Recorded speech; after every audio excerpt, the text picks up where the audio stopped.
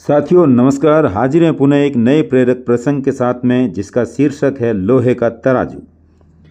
एक बार एक व्यापारी को व्यापार के सिलसिले में प्रदेश जाना था और उसके लिए पैसों की ज़रूरत थी। वह एक साहूकार के पास गया और उससे पैसे उधार लिए।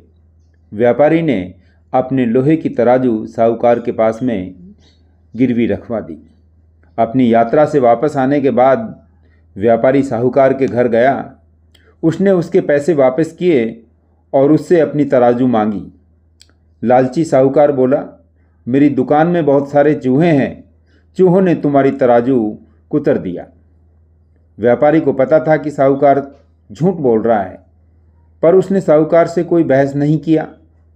उसने कहा, कोई बात नहीं, मैं तुम्हारे लिए रेशम के कुछ कपड़े की थान लाया हूँ, क्या तुम अपने बेटे को मेरे साथ भेज दोगे? वह कपड़ों के थान को लेकर वापस आ जाएगा।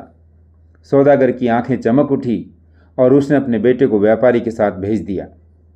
व्यापारी साहूकार के बेटे को एक गुफा में ले गया और बोला, मैंने अपना सामान इस गुफा में रखा हुआ है, अंदर जाकर 2 थान निकाल लो। जैसे ही लड़का अंदर गया, व्यापारी ने गुफा का दरवाज़ा बंद कर दिया।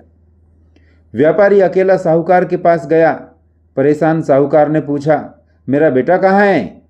व्यापारी ने कहा, मुझे माफ़ करना, एक चील तुम्हारे बेटे को अपने पंजे में दबाकर उड़ गया। साहूकार गुस्से में बोला, ऐसे कैसे हो सकता है? मैं तुम्हारी शिकायत गांव के बड़े बुजुर्गों से करूंगा। जब बुजुर्गों ने व्यापारी से लड़के को वापस करने को कहा तो व्यापारी बोला, जब लोहे के तराजू को चूहा खा सकता है तो लड़के को चील कैसे नहीं उठा सकता? उन लोगों ने व्यापारी से पूरा मामला बताने को कहा। व्यापारी की बात सुनकर बुजुर्गों ने साहूकार को तराजू वापस देने को कहा। साथियों, इस प्रेरक प्रसंग से हमें जो शिक्षा मिलती है वो यही है कि जैसा बीज बोएंगे वैसी फसल काटेंगे।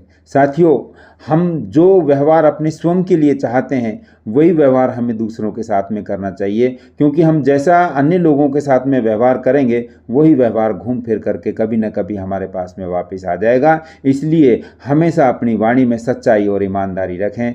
जय हिंद, धन्यवाद।